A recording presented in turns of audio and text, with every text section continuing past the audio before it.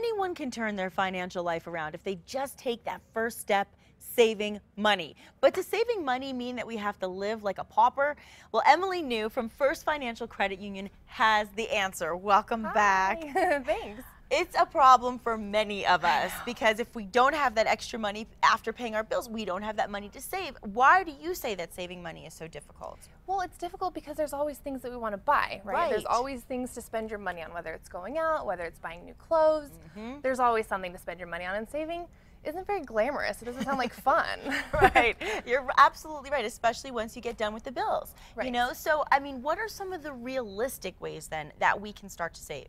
Okay, well, you touched on something really interesting is when you're done with the bill. So what I would say would be to start before you even go with the bill. So before you even get your paycheck, have money deducted from your paycheck so you can't spend it if you never even saw it. Oh. So you can set up an automatic transfer before you ever get the paycheck to hit your bank account that they've withheld some money. Or you could do it where after you get paid, on a certain date of the month, you say the 15th, you automatically transfer a certain amount of money from your checking to your savings account. So you don't even have to think about it. See, now I do that, but here's the downside of that is that then when I start to run low after paying my bills from my checking, I pull it back from my savings.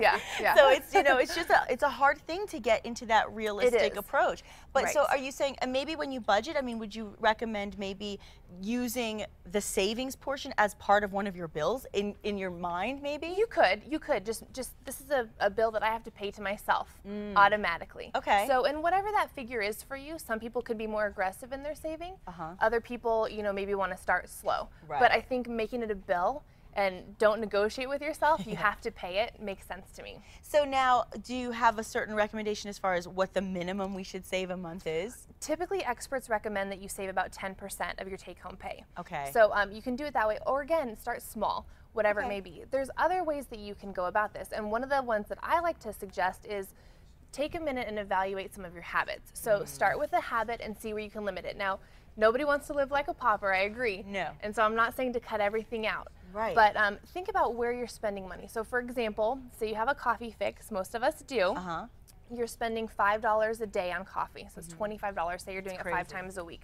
So I'm not saying cut out the coffee altogether. Most of us couldn't function, right?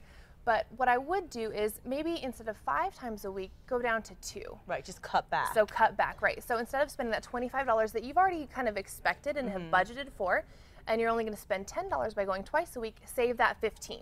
Okay, that's a good tip, and I know you're going to have many more because there's actually a financial summit that's coming up on April 1st. That's right. We'll be able to learn about this as well as many other financial issues, so let's tell everybody those details. So we have this event coming up on Monday, April 1st. It's going to be at Hotel Albuquerque. It's a completely free event, including free breakfast and free lunch, but you do have to register because space is limited. Okay. So please contact us at 462-1031 and we will get you registered. Fantastic, and a good start to saving because Absolutely. it's free. There you go. Thanks so much, Emilee.